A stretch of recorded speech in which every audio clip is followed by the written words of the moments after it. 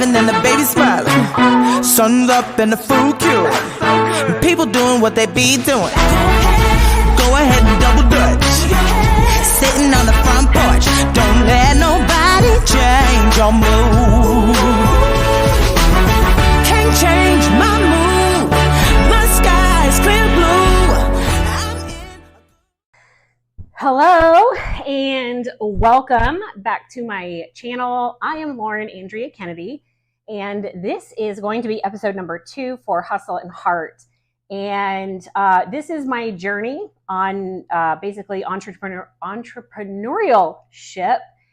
And I, 37 days ago, left my 9-to-5. Now, I decided not too long ago that I thought it would be, one, pretty cool for me to have something to look back on to document my journey. But as I'm going through this process, I realize that some of my knowledge and the things that I'm going through, that maybe, that's the teacher in me, that I can help some of you who are thinking about going into business, or maybe you have a side hustle and are just needing some tips. So today, what I really wanted to talk about is sales. And I want to do more content on this topic in general, just because I think, one, I actually don't see a whole lot of sales training type things out there. Maybe I'm probably not looking in the right places. But here's the deal. And if you saw the first episode, how I am doing things isn't going to be super edited. There's not going to be a ton of graphics. This is a one-woman show here. And one of the things that I hope to teach you, especially for you women, moms, trying to do it all, and this perfection mindset, which is I'm like a recovering perfectionist and overthinker. We're going to keep things pretty real and raw, and I'm not going to edit a bunch of stuff out. So unless I go on a super long tangent, which we may be getting to that point, because I want to keep these videos close to 10 minutes, nothing super long, and really just hammer home these points to help you. And so today, the 3 things that I really wanted to get across in sales. And so if you're in sales, these 3 things, if you keep them in mind and do them, will boost your sales. So it doesn't matter what kind of sales that you're in. But knowing your differentiating value is the first one. And number 2 is grit. And then number 3 is actually chasing failure. Okay. So let's dive right into this whole idea of differentiating value. And I made some notes. So you're going to have to deal with that. Okay. So differentiating value starts with believing in what you do. And so sales, this is a crucial topic. Most of us have to sell something in one form or another. And so you're not exempt from it. You might hate it, but on a regular basis, you are trying to sell something. And so, think about when you go in for a job interview, or you're at work and you're in a meeting, or you're trying to convince your boss of something, you have an idea, like that is sales. Okay. And so believing in what you're talking about comes from knowing your value and your why. And that's what I want to dive into. And so it doesn't matter if you're a salesperson, if you're a freelancer, if you're a student, does not matter. Like, this does apply to you. So believing in what you're doing and believing in what you are trying to sell. And so take the example of being in front of your boss and having an idea. Like, that's not, what you typically think of in sales, but you have to truly believe in your idea. And if you don't truly believe in it, then that's probably going to come across. Okay. And so why does this matter? So does it ever feel, first of all, that there's like a dozen people doing what you do? I go through days like that where, and this happened to me when I was a personal trainer. I'm like, everyone's a personal trainer. Like, everybody's got a fitness offer out there and it's all the same.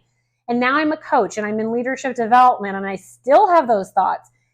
But, we see what we look for. So when you're looking for stuff and it feels like everyone's doing that, well, it's because you're looking for it and you're noticing it, but other people aren't noticing it. So that's not a thing, but it's essential to have a strong why. So, let's get rid of that mindset of everyone's doing it, but why are you doing what you do, right? Like, I'm doing what I do because I believe that organizations are not showing up for their people in the way that they should. We spend way too much time at work. Like 80% of our life is spent at work. And I don't think like there's this ethical responsibility that companies have. If you're going to be in business, like one day I'm going to start hiring, and it is a big responsibility. And that is something that I have to bring an experience and know that I am part of somebody's, chapter in life. And that should be it's my ethical responsibility to make it the best that it can be. And yes, the idea is to make money, but I don't believe that organizations are showing up. So lack of engagement, there's definitely not psychological safety. And we're promoting a ton of people that have no leadership development. And so you're being great at what you do. And this is perfect for today's episode because many people in sales get promoted to leadership because they're great at sales, but then they don't get any development. And so I've always been passionate about training and making sure give people what they need. And you should also be talking about personal goals and professional goals. Like leadership is all about that vision for the future. Or if you've ever heard my definition, leadership is about creating hope for the future. And the leader's responsibility is to create a clear path to get there. So side note. Anyway, so knowing your why is really, really, really important. Because it's your purpose. It's going to be the driving force and the fuel that takes you into the future. It's the thing that excites you. And so even just listening to me talk about, why I do what I do, is super important. I had to make sure my mic was working. So let's move on to the next topic. Perfect little segue into that. You have to think about basic human needs. We all have this need to belong, to feel seen, to feel heard. And people, those who you are trying to sell to, are going to be drawn to that. They want to know that you truly believe in what you're selling. And so I use the term vibe a lot because I feel like my personal brand, it could also be considered a vibe. And I want people to feel that. So in some of my courses, I talk about personal branding and creating this vibe. Like, how do you want people to feel? So when you're emailing people at work, how do you want people to feel when they read it? And that applies even when, somebody's done something that kind of aggravated you or you're, whatever it is that's going on at work, you still have to take into account your personal brand. What is it that you truly believe in? Okay. And so finding your why, right? There's questions that can actually help you do this. And so taking some time to reflect on why you do what you do, what problems do you solve that others cannot solve for, but then what kind of impact do you want to make in the world? Like, what's your purpose? What values do you hold near and dear to your heart? So let's see. Couple more questions to find your differentiating value. Like, what are your unique strengths? Okay. How do you approach things differently than other people? Okay. And then again, what impact do I want to have? Those are really, really important questions. And I'll take myself, for example, because I want to have a huge impact on not just one company in America or the world or whatever. I want to have a global impact in the way that organizations think about showing up for their people. My differentiating value is the way that I customize things for my people. I personalize everything that I do for the people going through my program because, one, I have that personal training background. It's how my mind works. But let me tell you, when I was a personal trainer, I knew my differentiating value then too, because I was the absolute best, especially in my area. And it's because of the absolute detail and thoroughness that I took on when it came to creating my clients' programs, but also, again, that customization and making it super personal. Example, like in my boot camp, I had a lot of women that had, and I'm at this point too, where it's like knee problems and joints and everything. I was fabulous at shifting a move on the spot. So I would adapt it for, 5 people at one time. Like, you do this, you do this, you do this. And I was super quick about it. So they felt like, because they were getting a personalized experience, even though they're in this group setting. And I took that very personally, like that was my special sauce. And I take that into my business now. That there might be a ton of leadership development experts out there, but they're not my kind of expert. So it's this, I keep hearing this like, well, one size fits all. No, it doesn't. Things have to be customized. We all have different strengths and different weaknesses. And so when you're thinking about your differentiating value, and so, when people in sales listen to me, the same thing, your differentiating value is, what is it that you do that nobody else can do? So I have been in healthcare staffing for a very long time. And I used to talk to recruiters about this, that there's a ton of recruiters and nurses are getting, 15, 20 calls per day. And what is going to get them to call you back? How are you going to sound different than everyone else? And you have to believe in what you're doing. Sales is hard. Like, it is super hard. And so we're going to get to this grit mindset and chasing failure here in a second. But I want to make sure that, you understand you have to think about these questions. What's the impact that you want to have? What do you do differently than anybody else? And then you have to be able to articulate it. So differentiation, right? Differentiating value is standing out from the crowd in a world, you guys, in a world that is so cluttered, full of noise. We've got our smartphones. We're always connected. I can attest to this. I've been basically buried in my computer for weeks on end, and it's very hard for me to switch gears.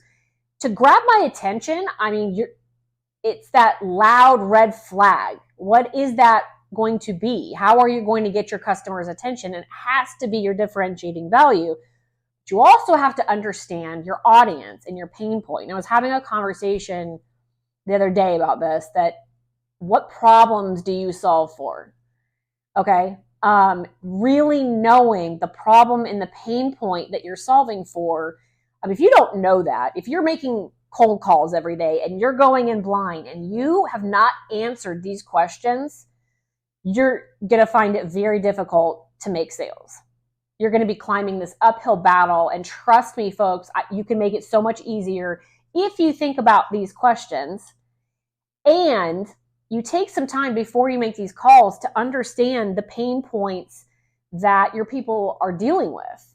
And so, okay, so I went through some of those questions, but also communicating it.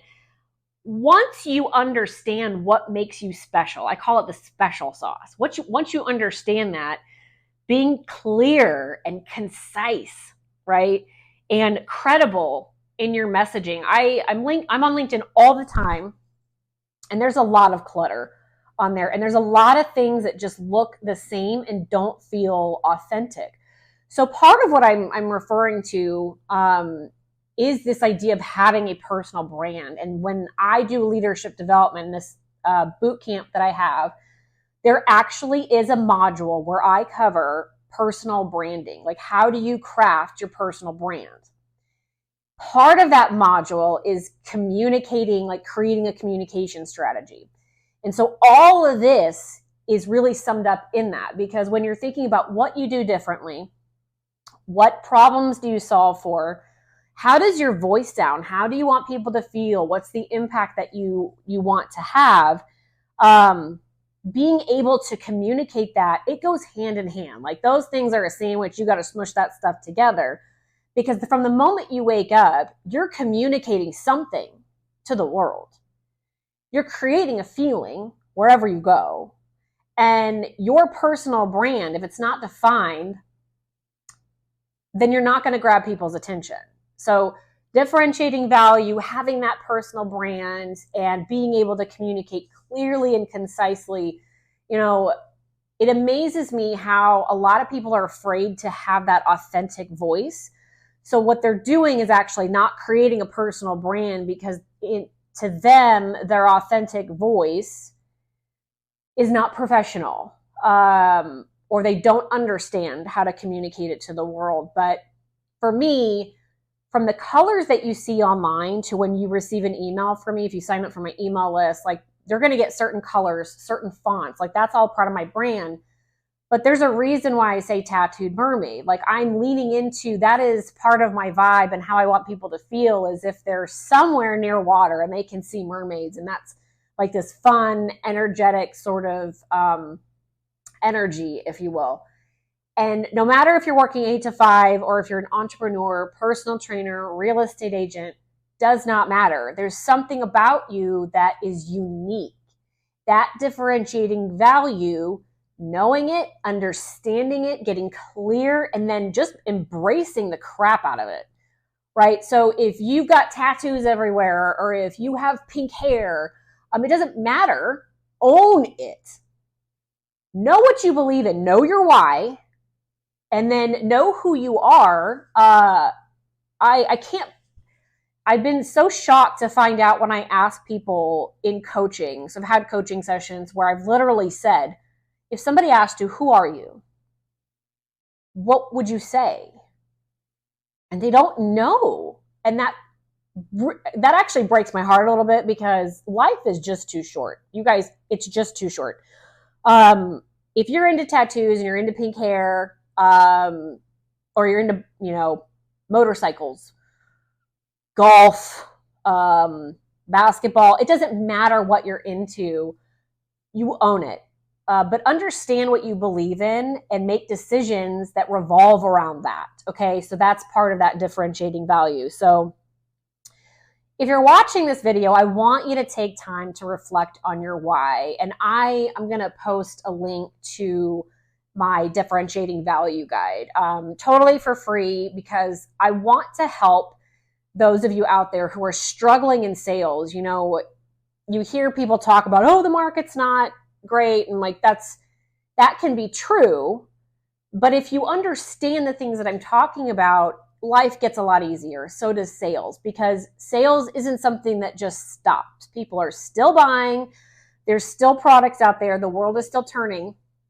And so while the economy this and the market this, none of it, you got to push all that aside because people are buying. They have a choice. And so maybe it's a little tougher, which means you need to up your game. You need to know your differentiating value. It's not enough to just pick up the phone and make hundreds and hundreds of calls. This is especially for you guys who are doing the cold calling kind of thing. And in my first video, so I recap the first 30 days. And in the last couple of weeks, I've been sending out more and more emails. And I did a few cold emails, which is so far out of my comfort zone, which is we're going to get into grit here. That's a great segue. So let's talk about grit and chasing failure. But I will post, I've got my differentiating value guide totally free. We'll post that in the description. So anyway, being an entrepreneur and running a business, and by the way, if you're in sales for a company, if you're a business development person, whatever, you should have that entrepreneurial spirit because you're in sales, and yes, you're doing it for the company, but essentially, you've got to own that process or you're not going to make sales. Anyway, so sales requires a lot of uncomfortableness. It requires a lot of going into this world of the unknown, this networking. That's what I've been doing. I've been going out networking, and I sent some cold emails and messages to people that don't really know me, and I hate it. My personality, like I love meeting people in person and getting to know them and figuring out, where are you at in life and what are you looking for? Because maybe their pain points are not something that I can solve, that I don't actually have a solution for. But I find a lot of joy in hearing other people's stories and just being curious and diving in, because there might be something that I have that can help someone, but it's the process of having that discussion. And emails and cold calls are so difficult to do that. So that's why I love training in person, because you get something. This probably goes back to my personal training days, because I just like being in front of a classroom. That's my vibe, and my energy comes out the most. And I think that's true for most people. But I don't have a problem with sales, like the hearing no, and none of that stuff really bothers me. But the sending the cold emails and the cold calls are just, it feels icky. And sales has an icky sort of feeling about it for a lot of people anyway. And so if you're in sales, it is our duty, like legitimately, it is our duty to make it not icky. And there are, I get those spammy messages, and I never ever want to be those people. But talking about grit, so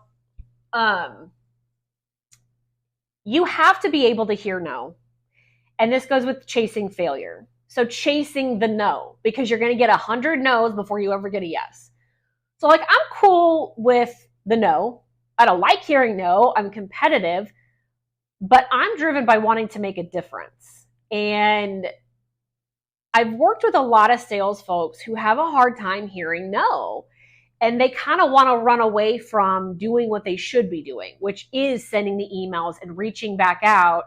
If you didn't know, in this climate, in this whole market that we're in, it's going to take 15 or more contacts with those that you are trying to sell to before they're going to take note or buy something from you. So a lot of mistakes that a lot of salespeople make this mistake of only reaching out one time or even just 2 or 3 times. But that's why, like, people on LinkedIn, if you're trying to sell on LinkedIn, what was I saying? So I told you, I'm not editing. This is just raw and real. I've got a delivery coming and I forgot to open the garage door. So this idea of grit and chasing failure, you have to contact people 15 or more times. It's just that simple. And I struggle. This is just something for me, that's why I call this hustle and heart, because I have a lot of heart when it comes to my business and what I do. And I believe so much in my programs and teaching, and I love teaching so much. And I'm anxious to get to that part, but you got to make the sales first. So I feel like most of being an entrepreneur is you're 90 to 95% of the time, you are doing all the things to try to get to that 5%, if you're lucky. The selling, the marketing, the networking, creating Canva graphics to even like making videos, like just all the things that go into it. Entrepreneurship and sales is just not for the weak. And I've got to admit that, that's why I wanted to document, is because I don't feel like I have my armor the way that I used to. When it comes to, like, when I ran my personal training business, I started to build up that armor throughout the years. And there was a few years there where I felt like just super strong and tough, like mentally strong. But I struggle, and I feel like in this beginning phase where I'm so consumed by all the things of, trying to sell and market, I'm anxious for that yes, and I'm anxious to make that sale and do what I love to do. And I'm no different than all of you. Like, I want overnight success. Like, I want it to come faster than the world is going to allow it to. Sales is not for the weak. It is for those who have grit and determination and are in it for the long haul. So keep that in mind. If you are trying to sell something, if you just started a sales job, maybe you just got your real estate license, whatever it is that you're trying to do, get rid of the all or nothing attitude that, if I don't have it overnight, I've already said several times in the last 37 days that I want to quit. I'm not serious, but I just get frustrated because it feels like you're doing everything that you can. The long hours and all the things, it will pay off, but you have to keep in mind that you have to keep reaching out. Okay. So knowing your differentiating value, having the grit to keep reaching out. And, something that I want to point out is those of you who are in sales, if you're in an office, do the things that you need to do. Stop procrastinating. Stop walking over to somebody else's desk and having a conversation because you don't want to pick up the phone. you need to chase failure. So that leads me to my very last point is you need to chase failure. You need to get your butt on the phone. You need to send the email. So as much as I didn't want to send those emails, my open rates and my click rates were pretty good. I would like to not have to send those things. I would like for people to just subscribe to my email list. But that's not the world that we live in. And so as I'm doing that, I have to lean into that uncomfortableness. And if people hate it, they can unsubscribe, all those things. But you got to chase that. So don't drift. I call it drifting. So when I don't want to do something, I'll go start organizing. And all of us have a certain way that we drift. And if you're in an office, I usually find that it's social media. It's a smoke break, or it's scrolling social media, or it's going over to somebody to have a conversation. And so, recognize if you're doing that and go chase the failure, chase the no's. I've always been a big fan of let's reframe the no. It's not a bad thing. It's probably just not, no is not right now. Something I did 2 humongous proposals in my first 30 days of business. And it was so hard to not move forward with them because it was such this big achievement for me. And I had to kind of swallow my pride and go, you know what, to get 2 big proposals done in your first 30 days of business, that's amazing. And I finally made my first several sales. It took 36 days. So this is me posting, doing content, emails, getting out and networking. And that's really only the first couple of weeks I was into my website trying to get all that started. So I have to be proud of that. So this is my last piece of advice for you is if you're in sales is to celebrate the small wins along the way. I think that we get caught up in wanting this overnight stuff, and it's just not a thing. But when you celebrate and you're present, you know that if you continue the grind, okay, have that grit, chase the failure because you're going to get that yes, stay consistent with it. As long as you know your differentiating value and you've answered those questions and you're passionate and you have what you believe in, just keep going. It will happen. But you can't obviously give up. So those are my 3 tips for you today. Okay. So 1, know your differentiating value. Believe in something so strong that it comes across. 2 is grit. Have the grit to keep going, to reach out 15 times, okay, or more. And then chase failure. So don't procrastinate. Get on the phone, send your emails, do what you need to do, and don't be afraid of the no. You got to chase the no. Chase it. Go after it. Embrace it. Okay? If you do those 3 things, keep those 3 things in mind, I guarantee you are going to increase your sales. And when you get discouraged and you feel like nothing is going your way, remember, 1 more step. Keep going. Consistency, it will pay off. It's just not going to do it on your timeline. Okay? So, thank you so much for watching. If you've made it this far, my whole trying to keep it in 10 minutes went completely out the window. But do me a favor, support my channel. Something that happened to me the other day, I still haven't gotten it fixed. I realized, 1, how important having an email list is. My customers are on LinkedIn. They're not on Facebook or Instagram, but Facebook actually suspended both of my accounts, and I can't get a hold of anyone. I have no idea why. So now those accounts, I can't get into them at all. I still have Instagram. It's weird. I can't even tell if it was hacked or if it's real. I don't know, but I can't get a hold of anyone. And so here's the deal. That's a lesson. So as an entrepreneur, you're going to have lessons. You're going to have bumps and struggles. And it's one of those things where I know my customer's not on there, so I'm not too stressed about it. But it's, I've got things on there. I've worked really hard for the followership that I have. And anyway, so you don't control what is going on in social media. Okay. So how you sell and where you show up, you need to be very intentional about it. And so I got to thinking, like, Facebook has never really been my jam anyway, that where I want to show up for you guys and those who have chosen to follow me is going to be YouTube, my email. I'm probably going to start a newsletter, and then LinkedIn. Those are the places that I want to live, because I can bring better content and longer content on YouTube, as awkward as it is to film myself and talk to my phone.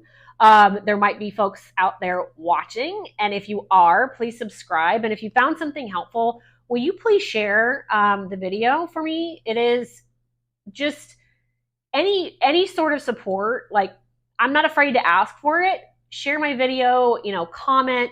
If you know someone who could benefit from the content that I'm sharing with you guys, please forward it on.